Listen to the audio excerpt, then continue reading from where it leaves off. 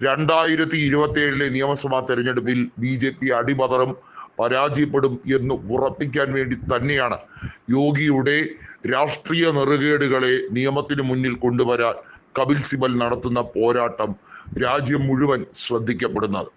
അവിടുത്തെ പല നേതാക്കളും ന്യൂനപക്ഷങ്ങളെ, പ്രത്യേകിച്ച് മുസ്ലിങ്ങളെ BJP MLA-മാരിൽ പലരും ടാർഗറ്റ് ചെയ്ത് അവർക്കെതിരെ ആക്രമണം അഴിച്ചുവിടുന്ന സംഭവ വികാസങ്ങൾ ഓരോന്നായി റിപ്പോർട്ട് ചെയ്യപ്പെടുന്ന സാഹചര്യമാണ്.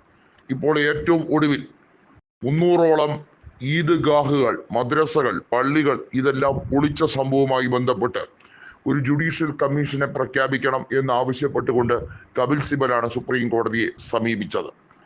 നേരത്തെ നമുക്ക് അറിയാവുന്ന ഒരു കാര്യമാണ്, മധ്യപ്രദേശിലെ ഒരു ക്യാബിനറ്റ് മന്ത്രിയായിട്ടുള്ള കുനാൽ വിജയ് ഷാ സോഫിയ ഖുറേഷി എന്ന ഇന്ത്യയുടെ ധീര വനിതയെ, കേണലായിട്ടുള്ള അവർ പ്രദാനം ചെയ്യുന്ന മുസ്ലിം സമൂഹത്തെ വലിയ തോതിൽ ആക്രമിക്കാൻ തന്നെയായിരുന്നു അയാളുടെ ലക്ഷ്യം എന്ന് ബോധ്യപ്പെടുന്ന തരത്തിലാണ് സോഫിയ ഖുറേഷി ഭീകരവാദികളുടെ സഹോദരിയാണ് എന്ന് അഭിസംബോധന ചെയ്തത്.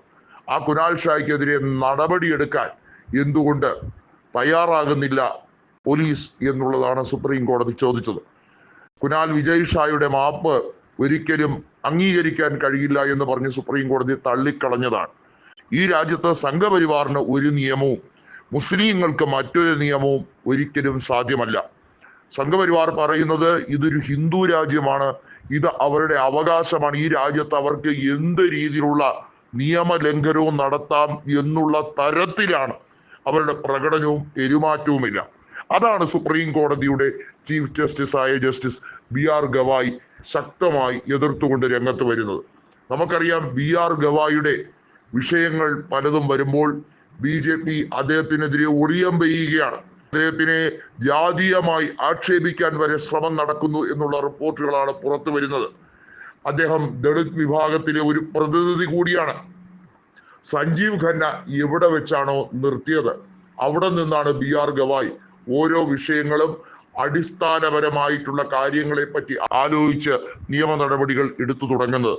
നമുക്കറിയാം, ഡൽഹി ഹൈക്കോടതിയിലെ ജഡ്ജിയായിരുന്ന യശ്വന്ത് വർമ്മയ്ക്കെതിരെയുള്ള സുപ്രീം കോടതി നിയമിച്ച കൊളീജിയം സുപ്രീം കോടതി വെബ്സൈറ്റിൽ തന്നെ യശ്വന്ത് വർമ്മയുടെ വീട്ടിൽ നിന്നും കത്തിക്കരിഞ്ഞ് കിട്ടിയ നോട്ടുകെട്ടുകളുമായി ബന്ധപ്പെട്ട കാര്യം ശക്തമായി പ്രസിദ്ധീകരിക്കാൻ കാരണമായത് ചീഫ് ജസ്റ്റിസ് ആയിരുന്നത് സഞ്ജീവ് ഖന്ന ആയിരുന്നത് കൊണ്ട് മാത്രമാണ്.